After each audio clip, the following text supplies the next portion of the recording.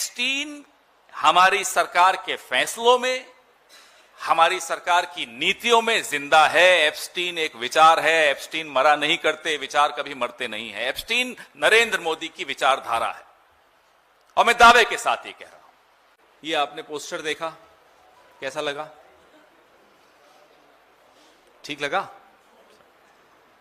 तो इसमें प्रमुख पात्र आपको सब दिख जाएंगे। You will see the leading characters of this. Jeffrey ने बना दी जोड़ी फिल्म। आज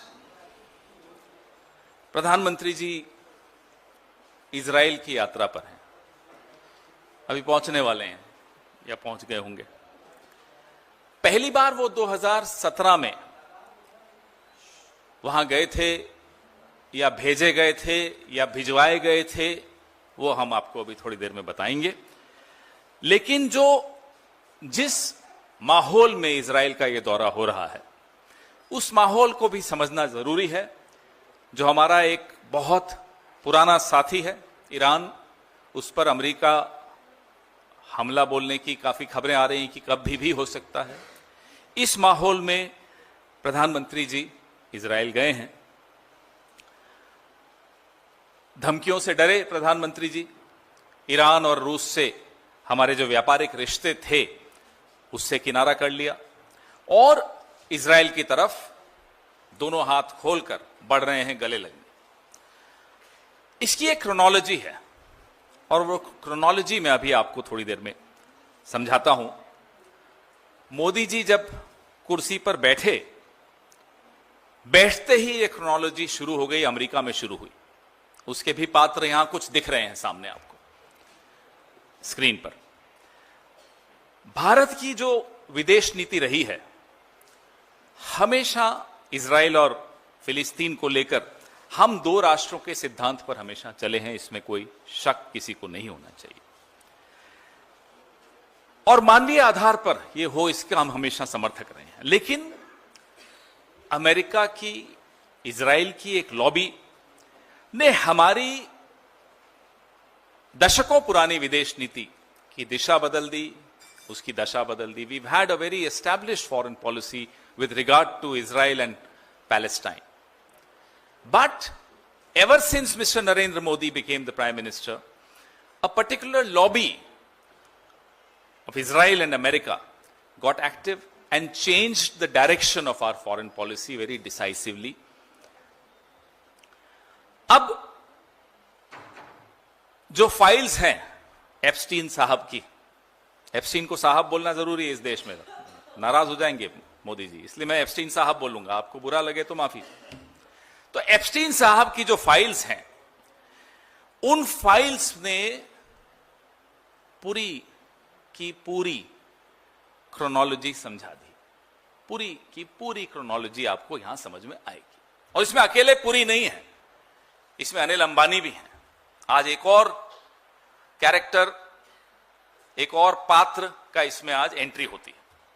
अब जेफरी एप्स्टीन मेरे लिए, आपके लिए, किसी भी सामान्य व्यक्ति के लिए एक नामी यौन अपराधी है, एक बलात्कारी है, एक पापी है।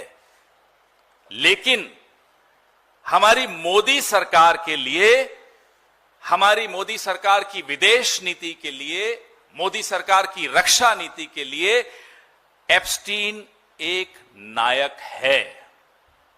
हमारे लिए खलनायक है, मोदी सरकार के लिए वो नायक है। आप कहेंगे कि भाई वो तो मर चुका है, आप उसको है क्यों बोल रहे हैं, था क्यों नहीं बोल रहे? You may get this doubt that Epstein is dead. Why am I talking about him in present tense? देखिए साहब, एप्स्टीन भले मर गया, एप्स्टीन हमारी सरकार के फैसलों में, हमारी सरकार की नीतियों में जिंदा है। एप्स्टीन एक विचार है। एप्स्टीन मरा नहीं करते, विचार कभी मरते नहीं है। एप्स्टीन नरेंद्र मोदी की विचारधारा है और मैं दावे के साथ ये कह रहा हूं, एप्स्टीन हमारी सरकार के फैसलों में, हमारी सरकार की नीतियों में जिंदा है। एप्स्टीन एक विचार है। एप्स्टीन मरा नहीं करते, विचार कभी मरते नहीं है। एप्स्टीन नरेंद्र मोदी की विचारधारा है और मैं दावे के साथ ये कह रहा हूं, तो 2014 से 17 के बीच एप्स्टीन और हरदीप पुरी की कम्युनिकेशन, एप्स्टीन और अनिल अंबानी की कम्युनिकेशन, इस सब पे मैं भी आऊंगा, पूरी क्रोनोलॉजी समझाऊंगा आपको।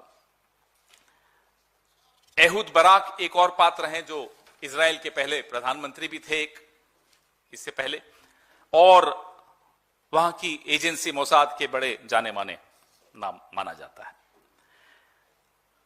ये जो पार्ट 2 हो रहा है ना इजराइल का, ये भी नरेंद्र मोदी का बेचारे का खुद का फैसला नहीं, ये मैं अब उनको ब्लेम कर दूं अच्छा नहीं। देखिए, इसमें एप्स्टीन साहब की जिम्मेदारी, इसमें इस लॉबी की जिम्मेदारी। ये जो नच बलिए का सीजन 2 है, इसका भी डायरेक्टर जो है वो नच बलिए, तो आप समझ रहे हैं क्योंकि एक मेल आई थी कि नाचा गाया जो भी, इसके भी डायरेक्टर एप्स्टीन हैं। और जो पिछले दिनों ट्रेड डील में हमने जल्दबाजी में सरेंडर किया, ये सब उसी कड़ी का हिस्सा है। मोदी जी जानते हैं कि एप्स्टीन की जो आंच है उन तक भी आ सकती है। पुरी, हरदीप पुरी सिर्फ एक प्यादा है, कहानी उससे ज्यादा है।